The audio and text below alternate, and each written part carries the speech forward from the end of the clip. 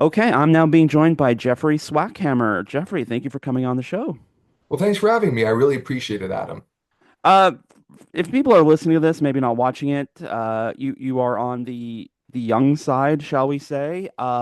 It's not unusual for young people to be involved politically, but I think it is still unusual for young people to put their name on a ballot. So, in terms of why you felt it was important to step up in this way, for this election. What's driving you? Why is Jeffrey Swackhammer a name people are going to see on their ballot April 28th? Well, yeah, I'm 23. I don't feel that young. It feels like I've been around forever. But basically, the reason why I put my name forward in the PPC and then as a candidate now is because, I love the other candidates. I won't say a single bad thing about them. I think they're probably great people. But besides the conservative guy who's 24, I think there's a big discrepancy. It seems to be middle age to a little bit older in some cases, and no one from Gen Z, not really even a millennial presence. So that's just me coming from a certain generation, but also because I believe I've been around, I've been in Guelph all my life, you know, I'm from Gen Z. I think that I know what my generation really cares about. And it might not be things that other generations, Gen X, um, boomers, may really know too well. They might not have a personal connection to these issues that we're facing. Let's dig into that a bit. Then explain for, I mean, I'm an elder millennial, although I probably identify a bit more with Gen X, because I'm kind of on that borderline. But of course, we're at CFRU, and there are a lot of young people who are, I guess, if you're 18 now, you were born in, oh Lord, math, 2007. Yeah. Uh, so, the middle part of the first decade of the century. So when you're talking about the differences you see between sort of the elder politicians of different generations and what your generation cares about, what do you see? Well, a big one is obviously housing. I think a lot of Gen X, even millennials, obviously boomers, are housed, and not just housed, but they have homes, right? They have wealth, they have a house, they have a family. They've been able to afford these luxuries. Me, not so much. Obviously, I still live at my home. I'm not able to find housing or an apartment or a lease or anything like that or renting. It's way too expensive. And I would say that's something that's almost entirely unique to Gen Z. Some millennials, I suppose, I think their conditions growing up and becoming adults was a little different. But right now, the way I see it, the way I'm affected, and the way I think everyone else my age is affected is almost entirely different than the boomers or Gen X when it comes to housing. Then, of course, employment as well, finding Mm, jobs. Right now, hmm there's a lot of competition wherever you go. Guelph, KW, Toronto, big one, Hamilton. But basically, wherever you go, you almost can't find a job. My best friend, his brother right now is chronically unemployed. No hmm place will hire him. He's a fine guy. Um, I think he's capable, but a lot of places say, no, keep looking. We can't take you. Why is that? Is it because of his youth or his perceived inexperience, or they say he doesn't have the right experience? It's Well, I think so. And I think also when it comes to entry-level jobs, ones where you don't have to go to post-secondary to get employed there if you can, right. it's a lot different. The barrier is a little different, obviously, than post-secondary employment. And there's more competition. Yeah, and for sure, and I see this on the Guelph subreddit a lot. People posting. I mean, essentially, it's a question: how do you get a job in Guelph? Yeah. I think it's an issue we probably don't talk about enough. Is that the amount of competition? I see it at my work. A lot of younger people coming in trying to get that temp, like whether it's a summer job or a part-time job, as they're going to school. That it's you know, even if your place of employment isn't posting it, a lot of people coming in looking for work. hmm That's right. Well, Tim Lawrence is a big one. I always see people go in with a piece of paper saying, "Are you hiring?" And they're like, "Ah." They don't out they don't outright say no, but they say, I'll ask my manager." Mm. But it's always no. It's just a polite way of saying no. Yeah, yeah. You don't want to tell people no to their face for sure. I want to focus on something you've posted a lot about, and I think it has to do with sort of the generational politics too, which is apathy. You've talked a lot about in some of your online videos about trying to get people engaged, not just like voting for you as a candidate, but just generally people engaged with the issues. Being a young person who is actively taking part in the political process, what is the difference between somebody like a Jeffrey and somebody whose door you knock on and it's just like, no, I'm out. I don't want anything to do with politics right now, for whatever reason that is. Mhm. Well, I would say voter fatigue. That's my big one. That's immediately where my brain goes to.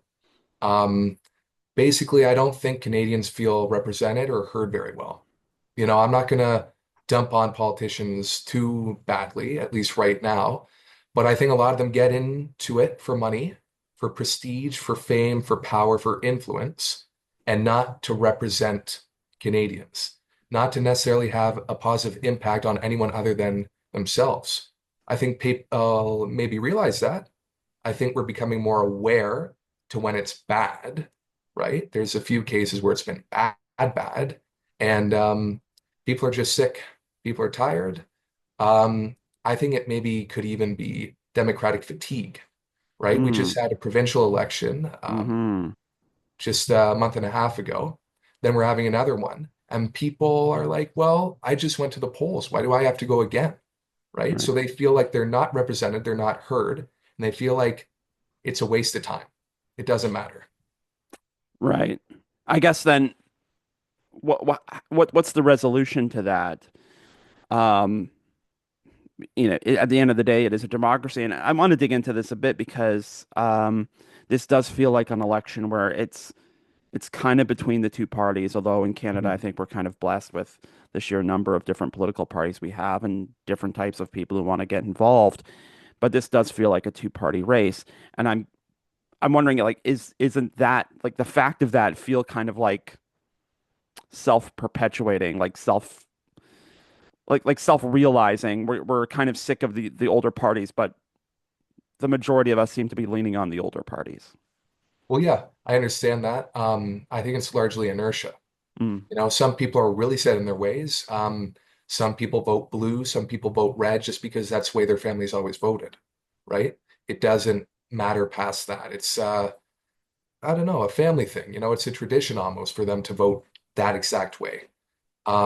I think that, like you said, we have been blessed with a lot of alternative parties, Green, NDP, PPC, Independence, Christian Heritage Party. We could be here for like half an hour. But I think just having more of a discussion, allowing more of these parties to have a presence, allow them to maybe come to debates, get their voices heard, get their voter bases heard, however big or small they may be, is a good way to just have that discussion, put the seed in people's brains that you don't have to just go on this roller coaster, this merry-go-round of red, blue, red, blue, red, blue, right? You can vote your principles, you can vote your conscience. Doesn't have to be an autonomous, sometimes thoughtless process. mm. So when you're asking people to vote for you, um, what are the principles that you are hoping they're backing? What do you stand for specifically as a candidate? I know that the PPC uh, gives its candidates a lot of autonomy to say what's in their field of view and the things they believe in. So, what does a vote for Jeffrey mean this election? Well, my big thing is honesty. That is front and center, number one for me. When I answer questions, I try to say it as precisely and concisely as I can. I don't give non-answers. If it's a yes or no, I'm not going to say, well, let's talk about the weather, that kind of deal. Honesty is my big thing. I like to be transparent. I like to be approachable. I like to have discussions with people, honest, civil discussions. Even if we totally disagree, it's understanding that you can have different ideas and still be accepted. Honesty is my number one thing. I would say second is honestly values, national values, because I love this country. I was born here, of course. I remember being happy, feeling great. Actually, a lot of the times I would get tingles down my spine when I'd be at an assembly and we would sing the national anthem all together. When we would go from English to French, and I thought it was great. I loved it as a kid. I thought it was a great national anthem, great representation, and it was something to be proud of. And I see a lot of that pride kind of washed away. Again, I think it's apathy. People are tired.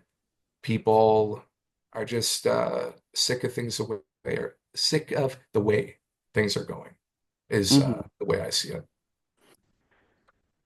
It's interesting to hear that. I'm curious though, to what do we credit that feeling?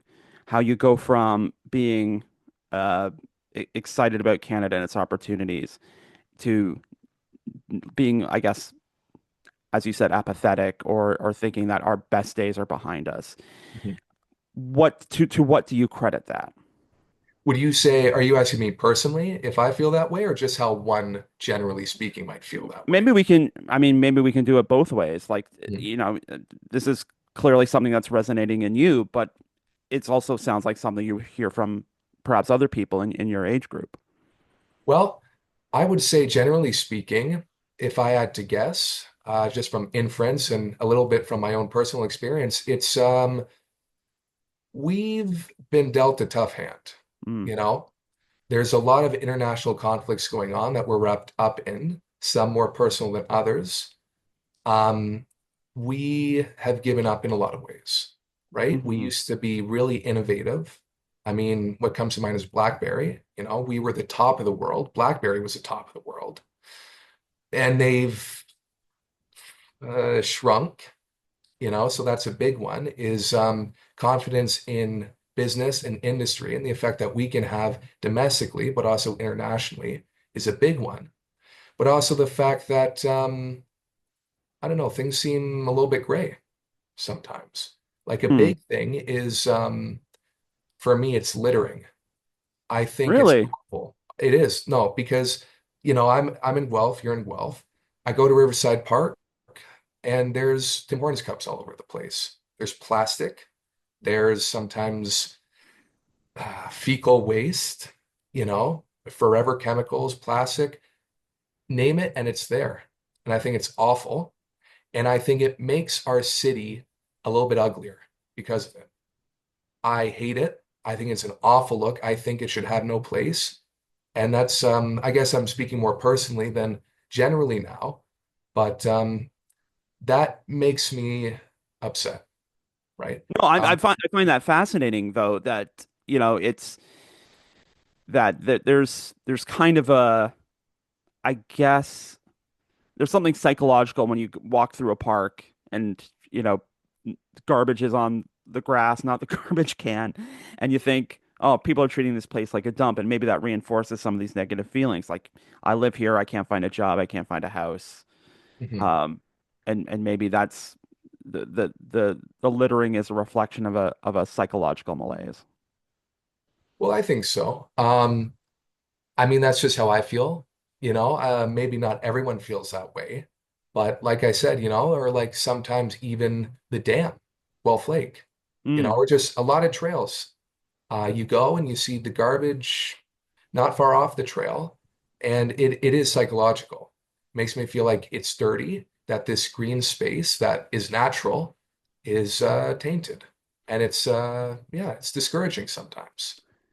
It makes me curious then how one person going to the House of Commons can have an impact on that. And I don't expect you to have like a fulsome answer with like maps and stuff, but um in terms of like the impact you could generate, to be generous, the People's Party does not presently have a seat, and it would be the greatest political story of all time if you got you and your fellow PPC candidates got to 172 and Maxime Bernier became the prime minister. But in terms of how you think you, as one MP, can start to turn things around, what do you envision? Well, just use the resources I have. I love social media. I'll be more specific about that.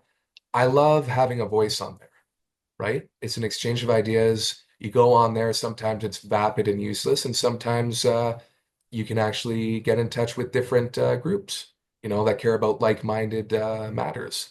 So for me, right now, what I'm doing is I'm trying to get certain issues heard just with my platform, what little platform I have right now. I want to do that.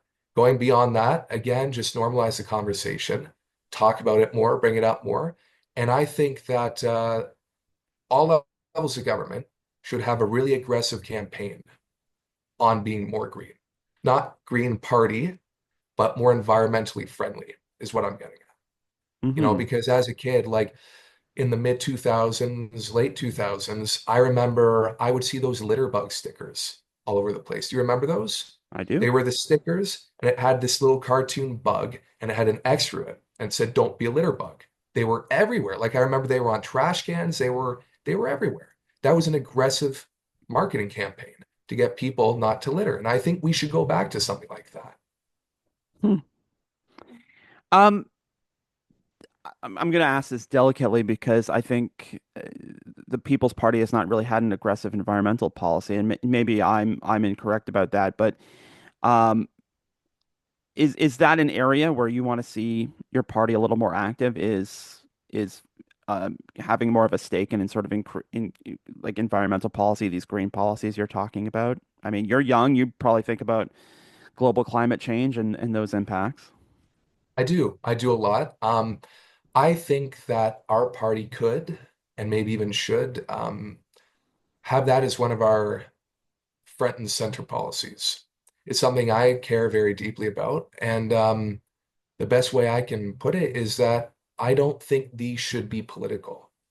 I don't think it should be right or left when it comes to environment and just maintaining our environment, because it doesn't always have to be political. It can always just be as simple as me as a PPC guy saying, let's not litter, let's make our parks and our green spaces better, let's care about our earth. Hmm. Is there any particular issue? I mean, we touched on some already, but we talked about housing, we talked about finding a job, the environment. In terms of like, by the time this election is over and it's April 29th and you're cleaning up the signs and you're thanking all your volunteers and you're thinking about the campaign you waged, what's an issue that you definitely want to make sure that you got to people about, that you talked about during the next few weeks? Well, there's a few that come to mind. I'll talk about one, and that is, I would say, homelessness. Mm, I mean, I've talked about it a lot.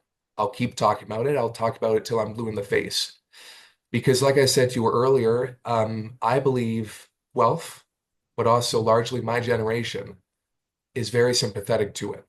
You know, not all of us are homeless. Some of us are. I've known a few people my age who, unfortunately, were without a house or anywhere to call home.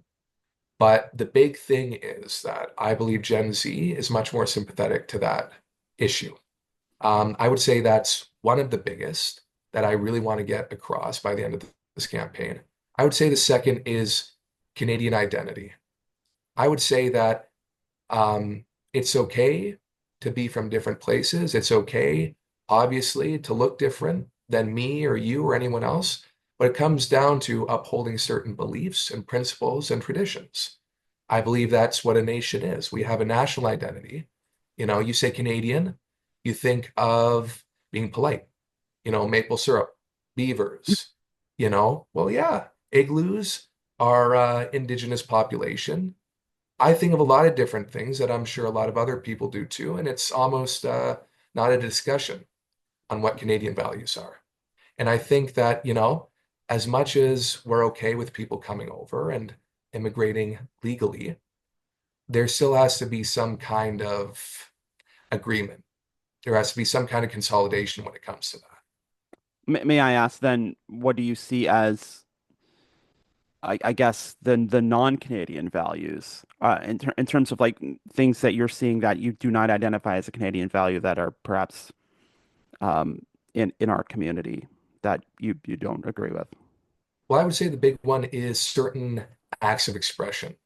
So, I Okay. mean, it's unfortunate, even Premier Ford talked about this somewhat recently, but a lot of different religious places of gathering, whether it be churches, the cathedrals we have, or basilicas, and synagogues, even mosques, different places of worship being vandalized, being spray painted, being outright damaged is absolutely unacceptable.